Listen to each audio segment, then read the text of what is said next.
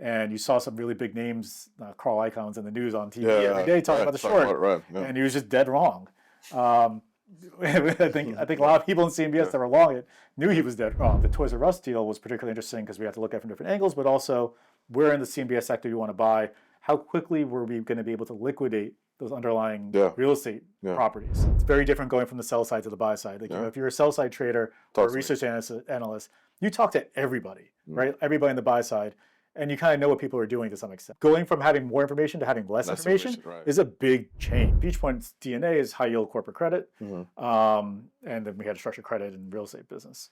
I think having those kind of different businesses and it not being a massive firm encouraged us to kind of collaborate and talk to each other and things like that. So we were able to look at different investments from different points of view. Maybe it was better to do the corporate credit. Maybe it was better to do the CMBS. Maybe it was better to do the real estate. Do you know how the Walkman was created in Japan? I do not know. So a family friend of mine is the son of the founder of Sony. Really? People ask me all the time, why is getting a job harder than my actual job? Then I tell them, imagine being a recruiter. I wasn't always in executive search. I was an engineer, a broker, and then cold called my way to being an investor. And as I networked with my peers in the industry, I found their stories to be fascinating.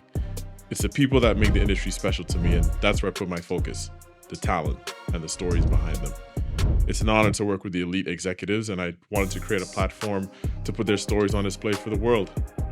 Welcome to the Investment Committee.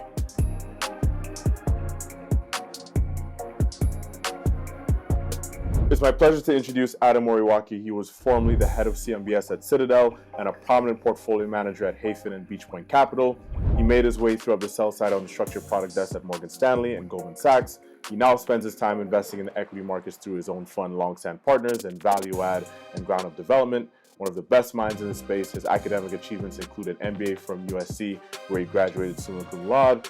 He was also the class president and then pursued a master's in public administration from Columbia.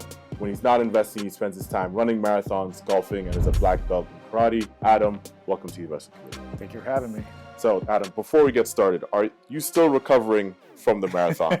How was it? So I ran two. I ran Chicago, Columbus Day weekend, that Sunday. 3 weeks later, I ran New York. That was pretty brutal, trying to do two, but I'm fully recovered now. How was it? How was I can't even run 5-6 miles. So follow us for two marathons in 3 weeks? Yeah, it was tough. I mean, I couldn't run a mile 2 years ago. Really? So I started getting into this about 2 years ago. How did you train for it?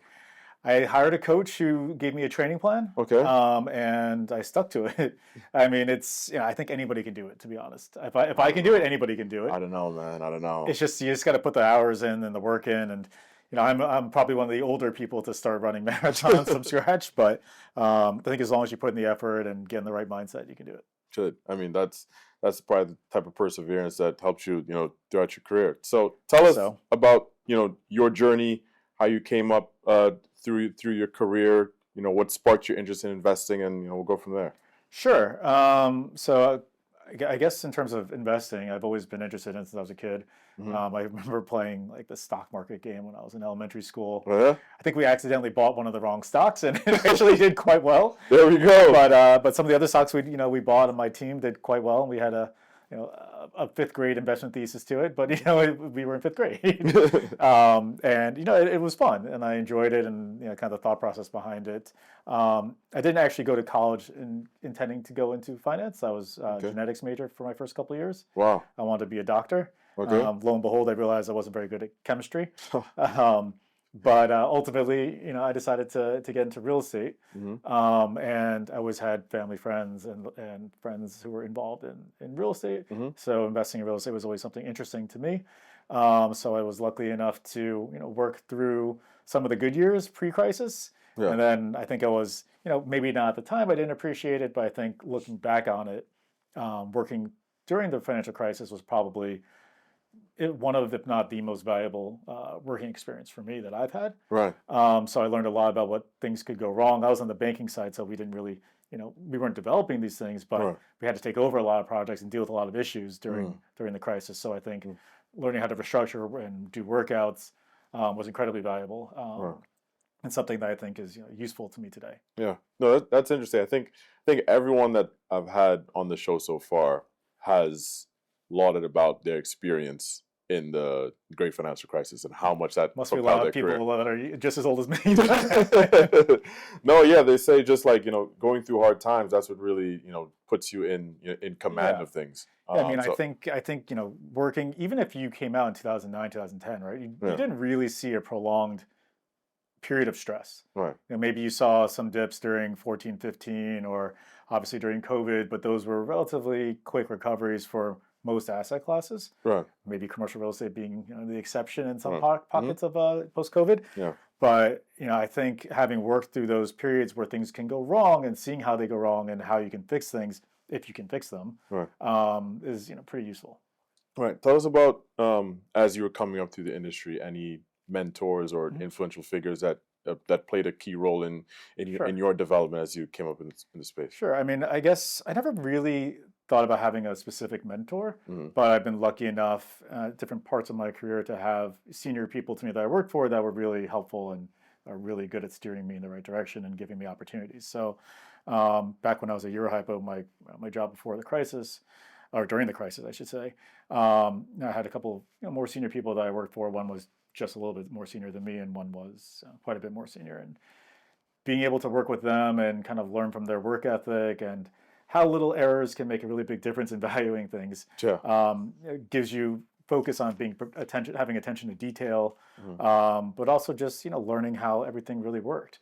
And then being after business school, when I went to the sell side again, being in Morgan Stanley, Goldman, just being able to be around a lot of smart people was super helpful. But once I transitioned to the buy side, when I was at Beach Point, I was fortunate enough to work for a couple of different bosses. One was in Santa Monica at the company headquarters, and one was in the New York office running that.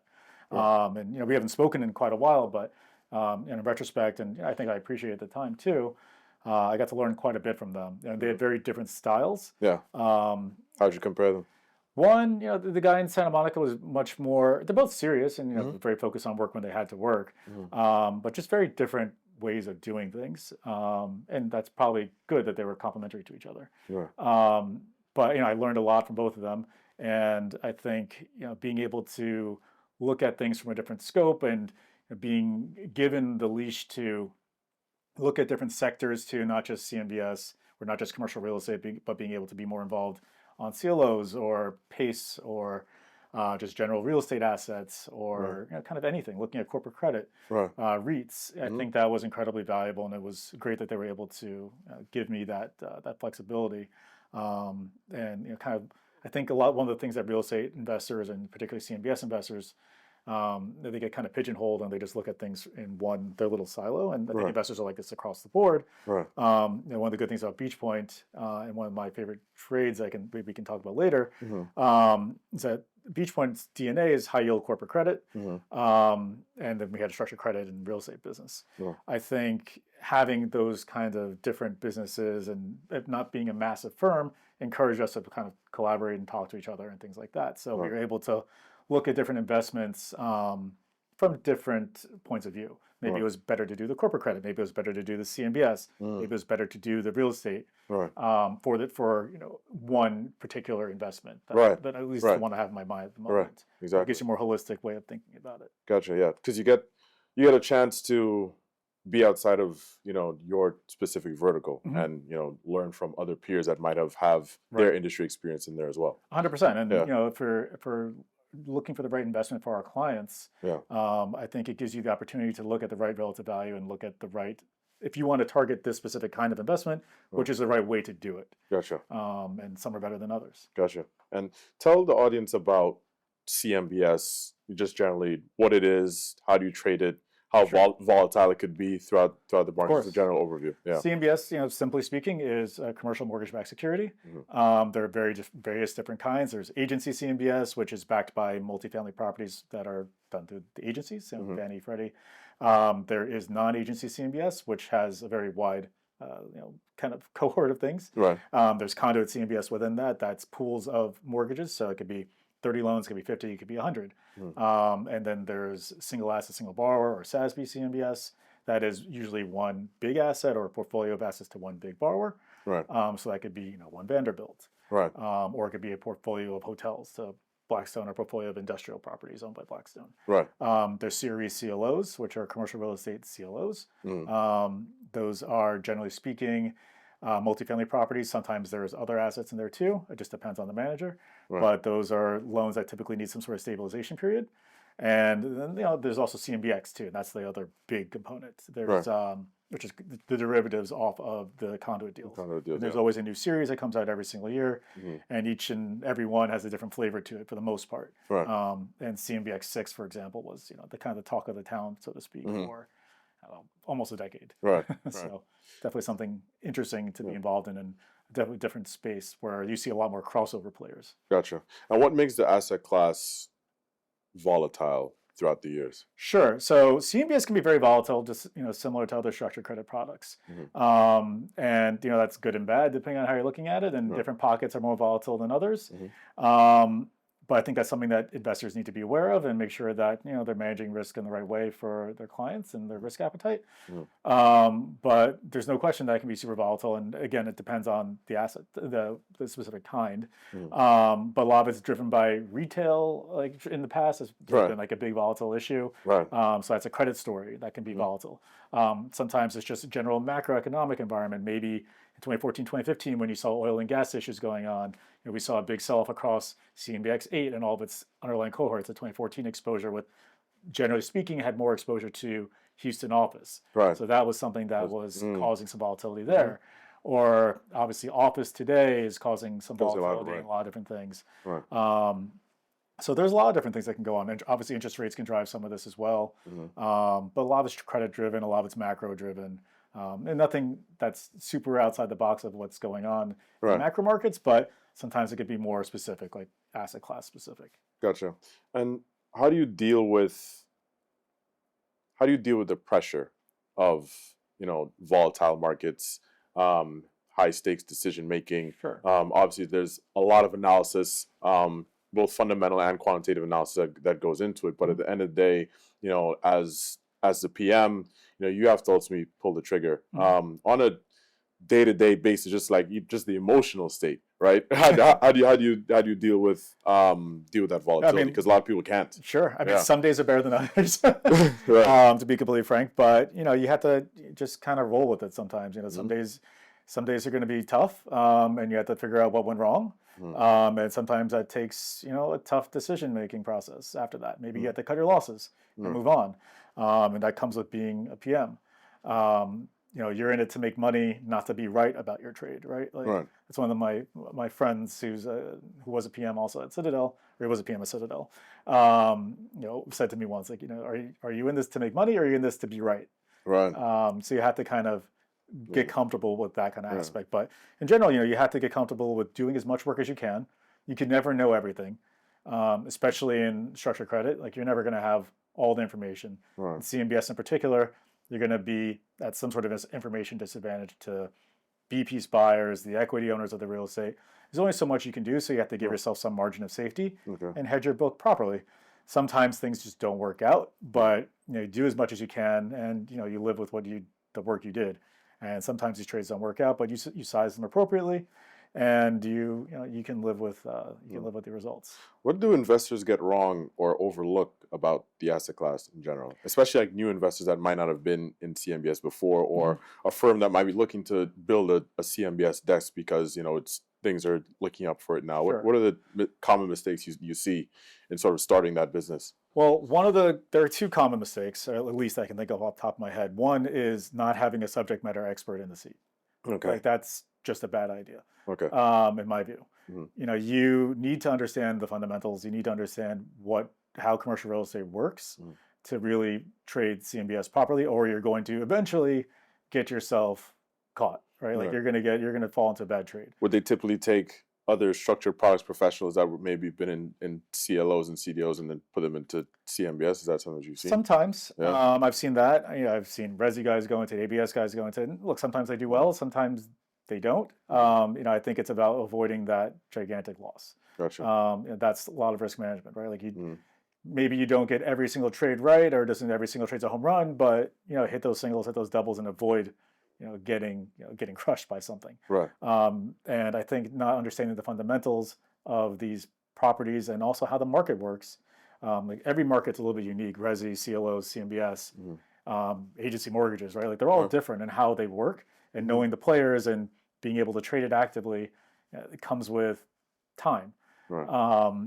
And I think having someone who's knowledgeable on that is incredibly valuable, especially in times of stress, especially we're in a market where you don't like these deals right now are pretty sensitive to individual outcomes. Yeah. So if you don't really know the fundamentals, it's a problem. Yeah. Tell us about some of the trends that you're seeing right now. Sure. In the markets and things that you would probably capitalize on. Sure, but just to go back to your other question, of course, one thing that actually sticks out in particular, when I was still at Goldman and on the sell side, I had a lot of clients that were not all in structured credit, that would come up to me and want to talk about the CMBX 6 short, right? They just put it on because everyone else was doing it. They didn't understand how CMBX works. Like they look at corporate credit and they think defaults just happen and things liquidate quickly. That's not how it works in commercial real estate and CMBS. I think that's a big problem for some of the crossover accounts. Like they get guys to do these things, they think they're going to trade the same way, and the outcomes are driven in the same way, and they're just not. That was a big problem for a lot of guys who were short in CMBX. Sorry, not to. No, it's fine. Yeah. Question. What was the last question? I wanted to ask about the trends that you're seeing now in today's markets, and where you see. I guess where the alpha to capitalize. Yeah, I mean, look, I think it's tough right now in commercial real estate. Stuff's really rallied in from where it was, over the last couple of years, starting about 12 months ago. Right. I think if you look at different parts, I'm not trading CMBS day to day right now. Right. But I still keep pretty good tabs on what's going on through people I talk to in the markets. I think there's been quite a move in some of the less liquid, more credit intensive bonds over the last year or so.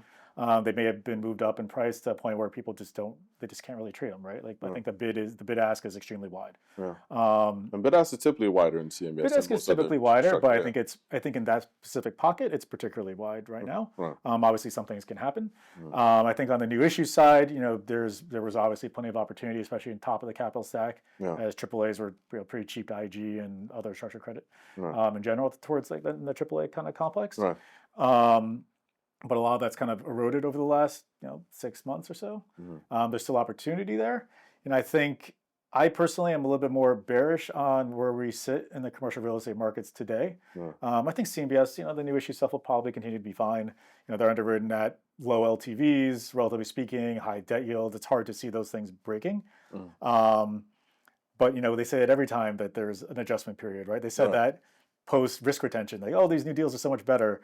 Or like post COVID, like we're gonna have much more of like this kind of product. We're gonna have more office. We're gonna have more hotels. Like there's always something changing, and then all of a sudden, these are 10-year loans. It's a long time to predict the future. It is, right? So hard to predict. Nobody expected COVID. Right? Nobody expected office to go massively out of favor. And now you look at office was the best bet in town. It was. And now it's CBD office. Now what's going on? Park Avenue South, perfect example. Silicon Alley was pre-COVID. Now. It's tough. Like those rents are cut in half. Very tough. But I think there's a lot of opportunity coming.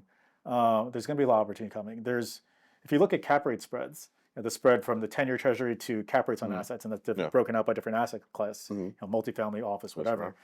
You compare where we're at today compared to where we were in 06 and 07. We're basically at the cap rate spread heights compared to then. Aside from like office, obviously, which has already gone through some stress and probably will continue to be so, and obviously retail to some extent.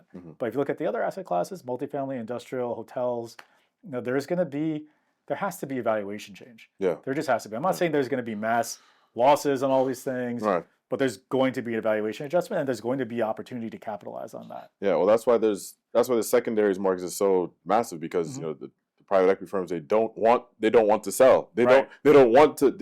They take the valuation hit on paper. But the LPs, none of the LPs want them to sell, but the LPs want the distributions. But it's gonna hurt all the carry.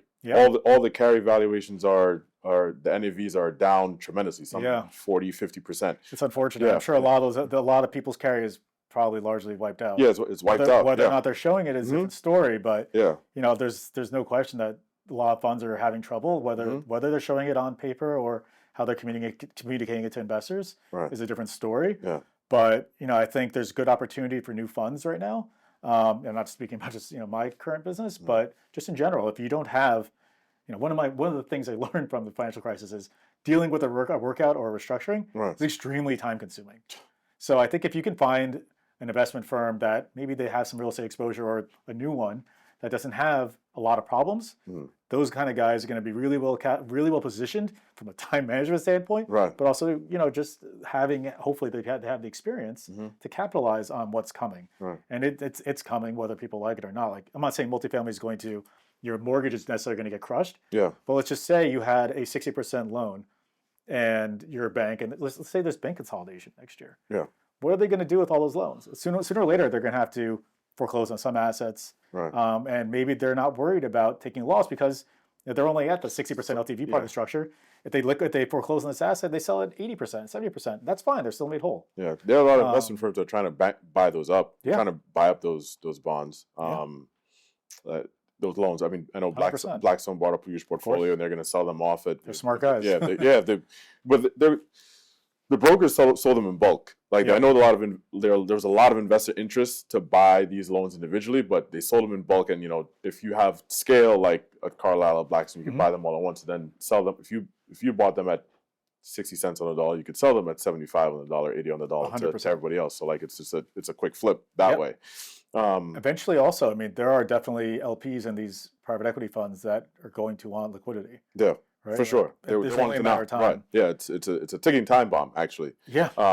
Because they want the distributions back to put back into the market. There are a lot of new funds that are starting up because of the dislocation right now. Who's actually particularly, I think, well capitalized or well set up to capitalize on this environment is family offices. Yes. Because they have long-term hold periods. Right. Exactly. I just had dinner last night with pseudo family office based in Japan. Japan doesn't really have a family office culture right now, but it's starting to develop. And this is a family that is kind of one of the first people really doing it. And he was talking about mostly about corporate buyouts and things like that. But I was like, you shouldn't sleep on real estate. There will be opportunities. And I'm like, you guys are perfectly positioned because you can buy an asset for 10 years. Like if you buy multifamily today, even if you buy it at a silly cap rate, I'm not arguing that you should do that. I think it's a terrible idea. But if you do buy it and you only see a little bit of growth for the next 3, 4, 5 years, you probably can still be okay over 10 years. Because most people, first of all, their return targets vary. Right? They're looking for different things. They're looking for capital preservation rather than hitting a home run sometimes. But over 10 years, I bet you're going to do pretty okay in multifamily, regardless, because we just have a massive housing shortage in this country. Massive. Maybe some markets are overbuilt right now, and it's going to take a while for that to really play through. But if you can buy an asset and hold it for a long period of time, you're going to be pretty okay. What you spoke on sort of the family office, I guess, dynamics in Japan. What is it like right now? It's very nascent. What's the culture right there for? So a lot of the really wealthy families, what they kind of do for their pseudo family office is literally they go through like their accountant. Really? Or like their family accountant. It's just not like they have like a accountant, like their CFO kind of thing. Gotcha. They don't really have like a investment professionals and family offices here are pretty sophisticated, right? They are extremely sophisticated. They're basically offices. Yeah, they are at this point. So it's just not part of the investment culture. That's interesting. In Japan. So hopefully that's going to change. I think over time. I think it is starting to change. So we'll see, but it's definitely a different dynamic for sure. Okay. Yeah, that's an interesting model.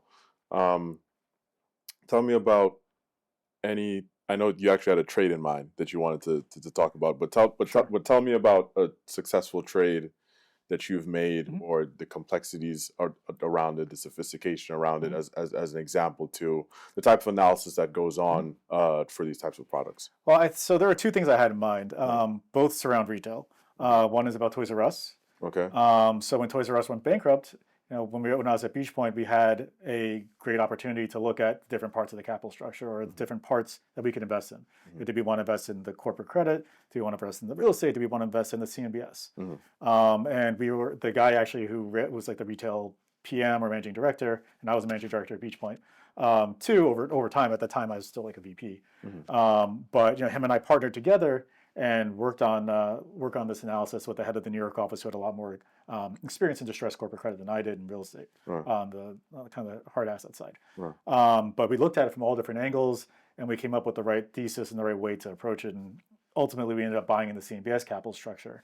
And we decided to look at where in the capital structure to buy too. Right. One of the interesting things about CMBS, and to go back to your question about what people can get wrong, is they don't really think about the timing, I think, on some of these things. Okay. So like the Toys R Us deal was particularly interesting because we had to look at it from different angles, but also where in the CMBS sector you want to buy, how quickly were we going to be able to liquidate those underlying real estate properties, those loans. Yeah, liquidity risk. Yeah.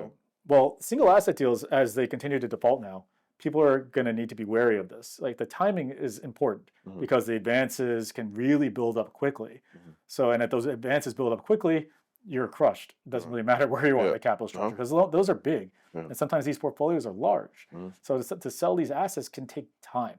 So and then legal fees build up too, especially in a bankruptcy like Toys R Us. So it was really interesting to kind of I built a model that looked at not just like the asset values, but also the timing scenarios of how quickly we could liquidate those things and what that would mean for our bond returns and things like that. So that was pretty interesting. And I think it was a really good thing about Beach Point and some of these other similar firms where you can have a corporate or high yield credit group and then the structured credit business, and you can kind of work come together on a different. Right. Yeah, it was really efficient. It was really smart about how we looked at it, and we talked about it at an investor day in London once. And then the other one I was going to talk about is CMBX 6.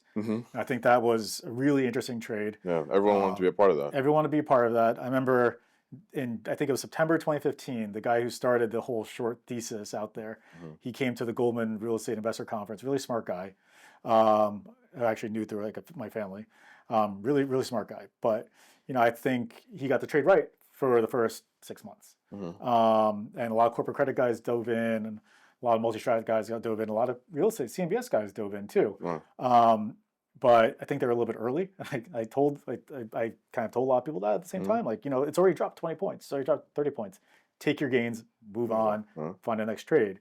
This is not going to zero. People thought it was going to zero, and people thought it was going to go zero quickly.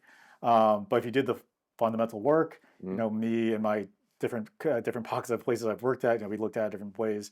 But we did a lot of the fundamental analysis, and then we combined that with the technical analysis in terms of how quickly this would take to go through, and what that would mean for our bond pricing and our returns and everything like that. And then obviously it's super levered in terms of CMBX trades. Basically, only post 5 to 10% of it, and how we want to hedge it. There are all sorts of different dynamics depending on where you're sitting that it makes it really interesting to look at. But everyone was on the opposite side, so to be on the long side, I wasn't really long until later, 5-6 years later after that 2015 timing. But it was really interesting. And you saw some really big names, Carl Icahns in the news on TV every day talking about the short, and he was just dead wrong. I think a lot of people in CMBS that were long it knew he was dead wrong.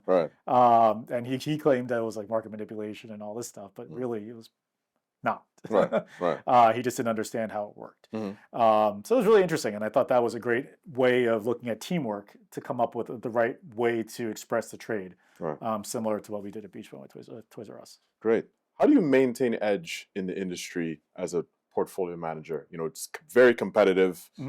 What do you read? How do you stay sharp? What gives you an edge when in the profession? That's a good question. I think one thing is obviously you can read as much as you possibly can, right? I would read all the research reports that are out there from the street, but I would not just stay pigeonholed to the structured credit research, right? You should read macro research, you should read equity research. One of the benefits of being at a place like Citadel is you have so many resources internally too. But you should read everything too. You should read the news.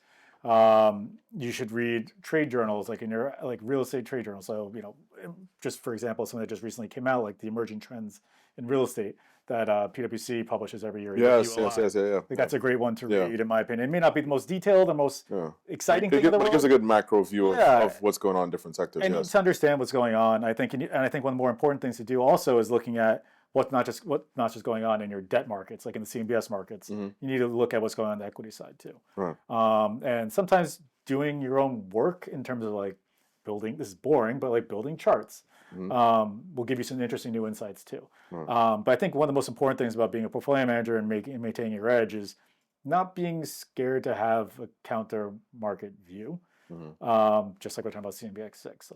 It's important to not get sucked into the groupthink, and I think that's very common across everything. Not just CMBS, it's definitely common in CMBS, but I think it's important to not get sucked into that, whatever it is you're investing in. Gotcha. Because otherwise you're not going to come up with the right ideas.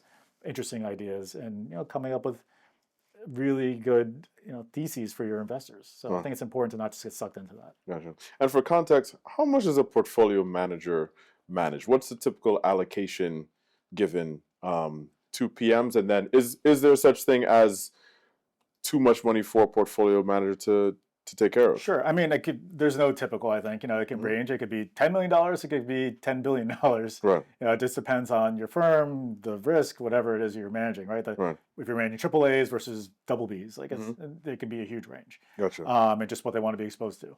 And what was your last question? I apologize. So just in terms of if there is too much. If there is too much money, I do think there is. Yeah. Because at some point, depending on the market you're in, you're just buying the market. Right? Like how thoughtful can you really be if you're investing $50 billion into CMBS? Right. I don't think you can be that thoughtful. Right. At some point, you're just buying the market. Yeah, you're just riding beta. At that point, you're just riding beta. You're just giving, and that's okay. Maybe you're at a big insurance or asset manager firm that just wants exposure to real estate debt, and this is the most efficient way to do it. Right. Maybe that's okay, but at some point, it's not like they're $50 billion worth of interesting stories and bonds to buy. Right. Right. And then you're also going to end up overexposed to certain deals. And if something goes wrong that you didn't expect, then what happens? Right. You can take a pretty big loss. Gotcha. And if I'm thinking about joining a hedge fund, whether it's whether I'm an analyst coming in for the first time, whether I worked in private equity on the banking side, have some experience in joining, what considerations should I be thinking about, whether it's joining a single manager, multi-manager? What are the things that I wouldn't necessarily know from the outside looking in that you'd be able to share? You're just looking at how the two are different? Yeah, how they're different, what my career path might look like, and sort of, what are the pros and cons between the both? I think there are pros and cons for sure on both sides. I think single manager versus multi-manager, the thing that immediately sticks out is what your drawdowns can be at a multi-manager are very different from what they may be at a single manager. So maybe a single manager will run some stuff that's long only. Maybe they'll run some typical hedge fund money, but typically they don't have the really strict drawdown and you're out or your risk is cut issues that you might have at a multi-strat. Also, I think what people don't realize when they go to multi-strat is, do your products really fit what that multi-strat wants to do? Generally speaking, multi-strats prize liquidity. They want to be able to liquidate your book relatively quickly if you're no longer there. And depending on what you're trading, it may or may not fit as well. And they have to also understand, structured credit is different from what a lot of these other pods are doing at multi-strats. And some of the multi-strats have gotten up the curve quickly, but sometimes it just doesn't fit that well. So you have to be kind of aware of what the fit is. But at a single manager, I think you're going to be a little bit more exposed, or it's going to be a little bit more opportunity to, maybe work outside your group. In terms like at Beachpoint or Hayfin, I was able to talk to different people outside structured credit and maybe learn from those people a little bit more. Right. Depending on the multi-strat, they may or may not want you to talk too much to the pods. That's just part of their risk culture. Okay. Minimizing that risk when everyone's in the same trade. Gotcha.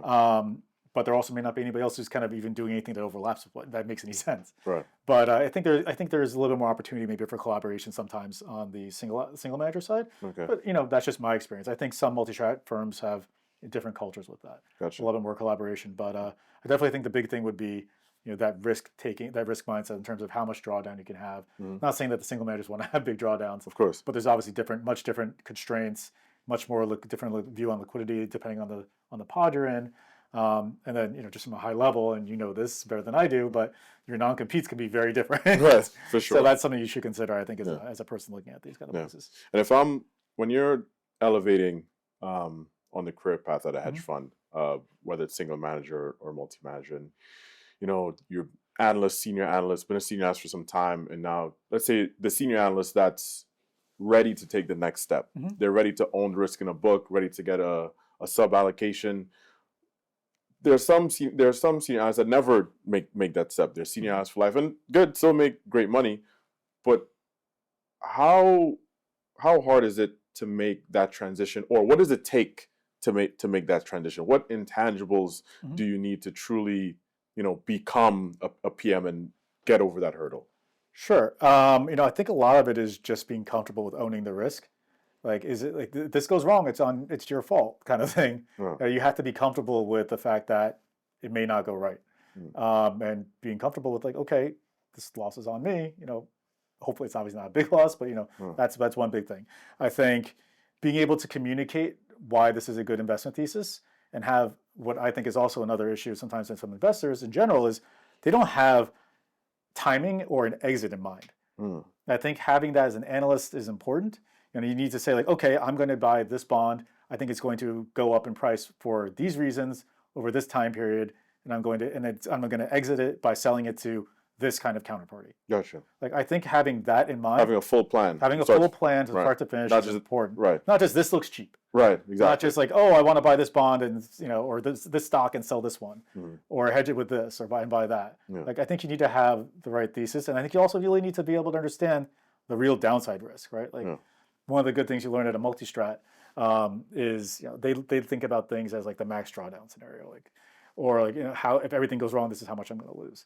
I think that's important to kind of have that mindset, and if you can get comfortable with it, you can pitch that trade and communicate it effectively. Right. What do you think is the most misunderstood aspects about being a portfolio manager? I think it's not all that glamorous by any means. A lot of times, like you're doing it's just a lot of work. Yeah. You're looking at risk allocations. You're constantly updating it. You're constantly updating strategy. I think. It's okay to. I think people need to realize that being a good portfolio manager is sometimes cutting your losses and moving on. I think it's also not just about numbers.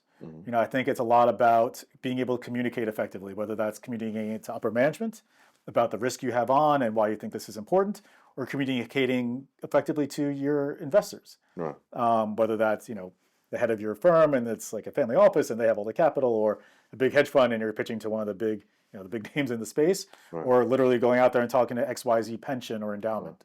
I think being able to communicate in plain English is a lost art in a lot of ways in the industry, and I think that's actually quite important as a soft skill for portfolio management. But also, you have to manage your team. You have to make sure that the people feel acknowledged. They need to feel like they have career progression, like you're asking about. Like make sure they have opportunity to grow. Shouldn't be threatened by people moving up the ranks, and you should be happy that you have an employee who can step into your shoes if you left. Exactly. Like that's the kind of people you want, and you have to be able to build people up to that. So it's not just about the numbers. It's not just about getting every trade right. You're never going to get every trade right. Like that's also important to being a portfolio manager. Like you have to know when to cut your losses and accept that you got it wrong and just figure out why it went wrong. Put your ego aside. Sometimes it's better just cut the losses and move on. Just figure out what went wrong. They don't have to take it out on anybody on the team. Don't have to take it out on yourself. Just figure out where it went wrong. Don't do it again. Move on. Yeah. And a big thing that you talked about, just communication and how important that is. It seems as though, that's the leadership. Yeah. There's a lot more, just being a leader.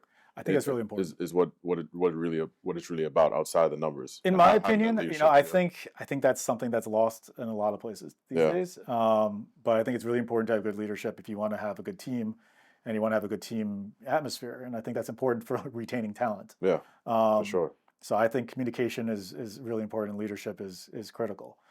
People want to work for you if you don't have to be the nicest person in the room all the time or the smartest person. You don't have. That's another thing. Like. You're not always going to be the smartest person in the room, and it's important to acknowledge what you don't know and have the right people to talk to about what you don't know. Exactly. And maybe I'm looking at a real estate deal and I don't understand XYZ part of the structure. Okay, I'm going to go ask my attorney. Like, how do I look at this properly? Exactly. Or maybe I don't understand this nuance about this kind of leasing structure, so I need to go ask someone who knows about that. Like, knowing what you know and knowing what you don't know and being able to admit that is incredibly important. And so I think that's.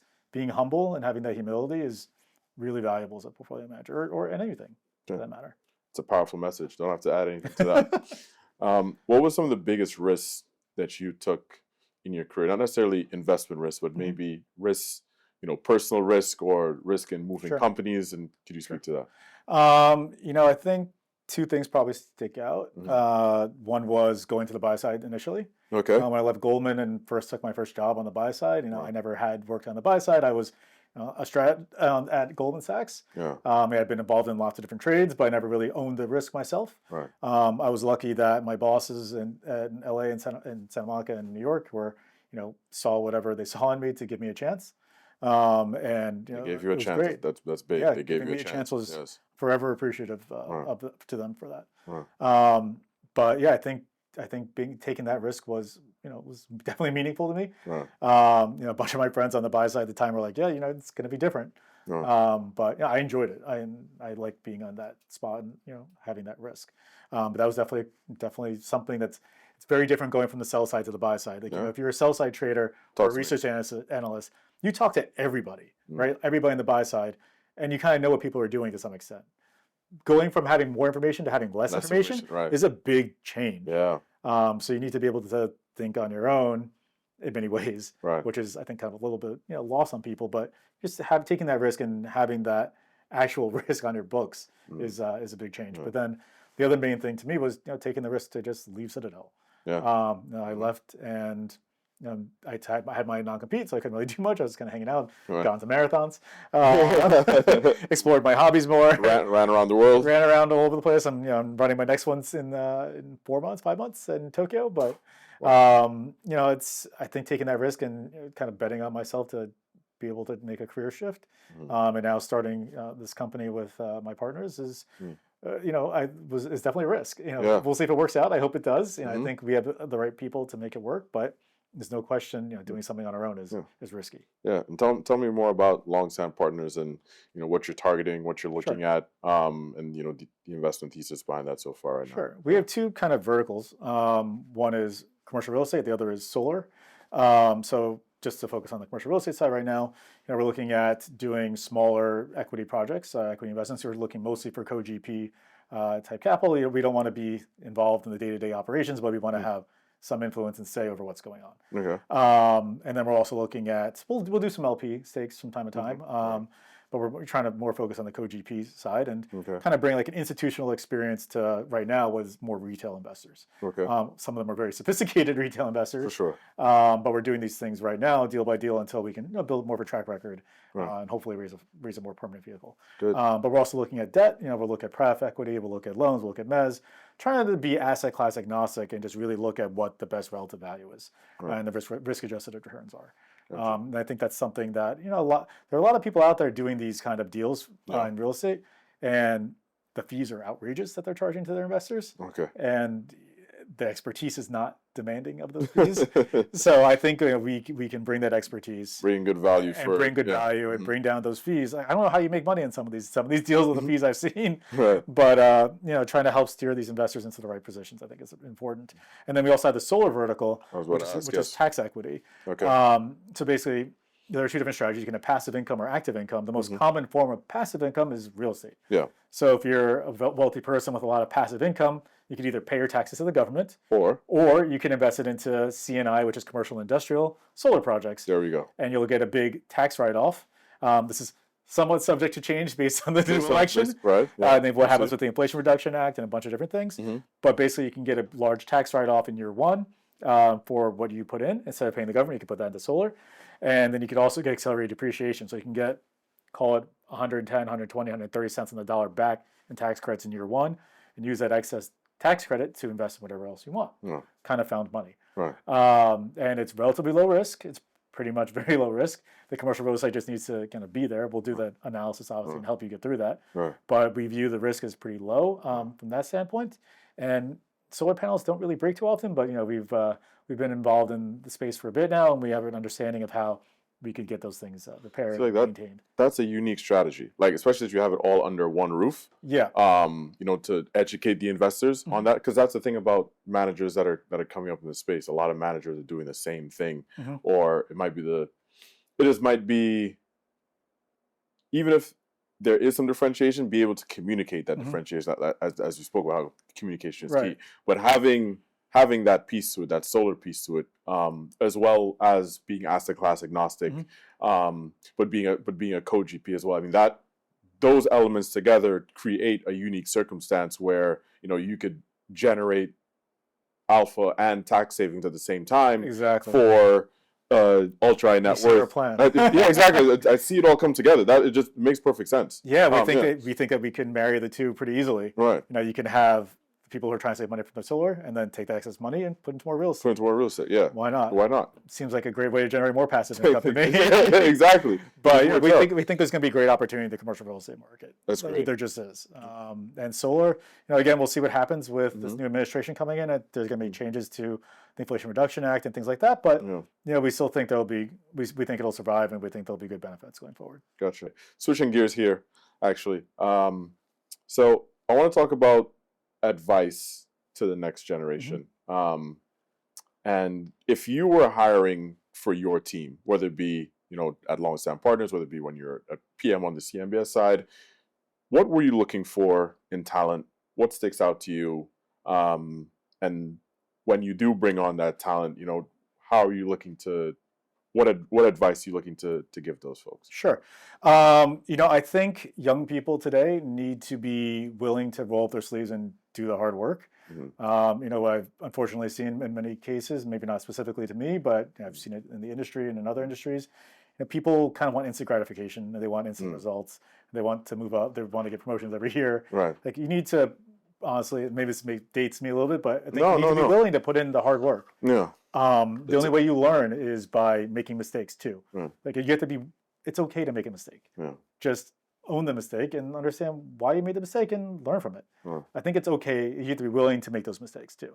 And as managers, we need to give people that rope, a little freedom, to make the mistakes. I think that's also part of it as well, because I think there's also the fear of making a mistake is the fear of, I don't know how I'm going to be looked at. I don't know how I'm going to be viewed. I don't know where I stand. So sometimes they ask too many questions while they're doing things. It's like, just do it. If you get it wrong, we'll figure it out. Exactly. And that's okay. It's that mismatch. Yeah. Right? Of being able to go in there, fail, and then even have a solution after you fail, but having that trust. I think there is the lack of trust there, and not knowing where they stand. Yeah. But going back to how I would look for people, I don't really care where you went to school. I mean, obviously, a good school is helpful.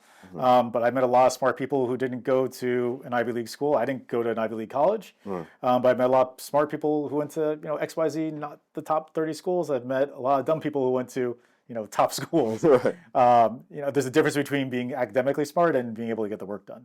I think none of what we do is rocket science. As long as you're willing to work and put in the hard work and roll up your sleeves and do it, you'll learn. I think going into the office is incredibly valuable for young people. I think it's really useful. I think it's nice to have the flexibility, maybe one day a week, maybe 2 days a week, but I think it's important, especially for the younger generation, to be in there. And if they're going to be in there, we should be in there too. Because that's how you learn. You learn by working with other people. By collaboration, right? Yeah, and I learned so much just sitting on the desk at Citadel, like hearing my coworkers talk. Maybe they were talking about CMBS, obviously, because that was me, but they were talking about rates. They were talking about Resi, they're talking about whatever. I could hear and learn different things, and it was incredibly valuable. So I think I think you should be willing to go in and interact with your coworkers. I think that's really useful. But again, like I'm looking for someone who is willing to work hard, who can take constructive criticism. I would never, rip on somebody. That's just not in my DNA. But I think you have to be willing to take constructive feedback. And again, be willing to make mistakes. It's okay. And I want someone wants to take ownership. Like if you give them a bond to look at or give them a task, take it, run with it. If you get it wrong, we'll figure it out together. But they need to have ownership of it, and that's how they develop. I think going to your other question, I think that lets them help them grow in their career. It lets them take their next step. They have to have ownership of something, and that gives them meaning too. I think they're not going to be invested if they don't feel like they have ownership or have some sort of stake in what they're doing. Gotcha.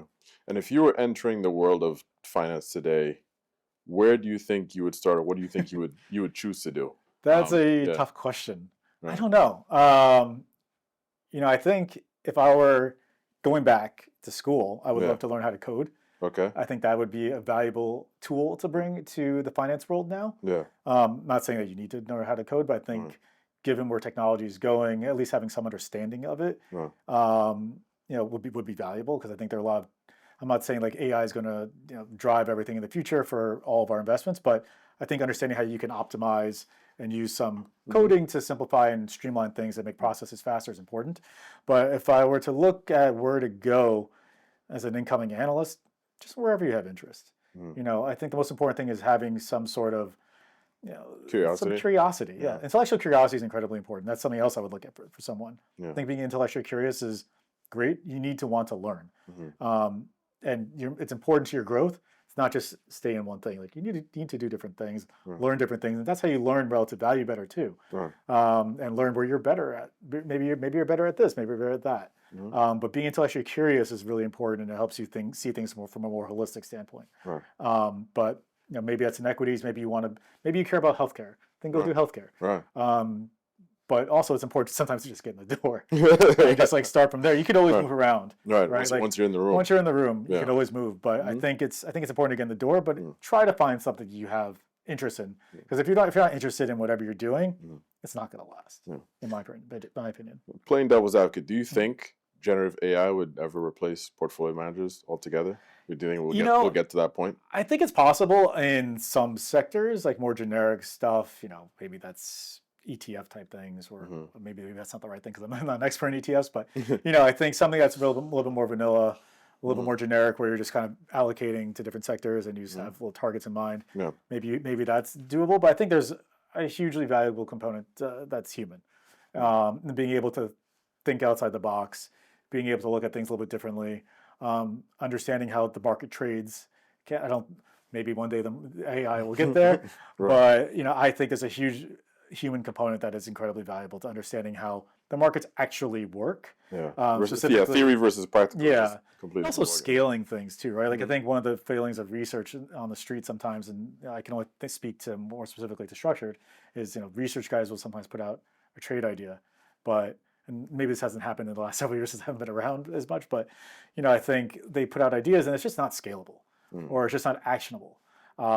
So I think maybe AI doesn't pick up on this, or I think there's a component to being in the markets that's incredibly valuable. I don't think we're going to be replaced tomorrow by AI. Maybe in 20 or 30 years, depending on where AI goes. But I think there's always going to be an important aspect to being out there and thinking and talking to people. I think talking to people is incredibly valuable. Talking to people, right? Yeah. So okay, lightning round. Morning person or night owl? Both. How?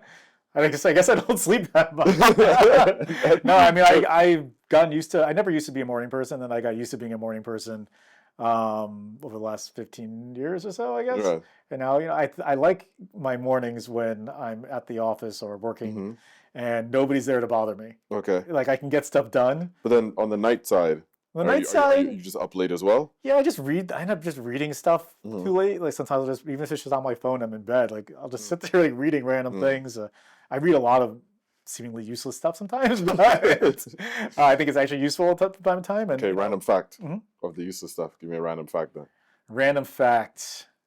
Maybe I can tell you about a story. You got to go ahead. Okay, so do you know how the Walkman was created in Japan? I do not know. So a family friend of mine is the son of the founder of Sony.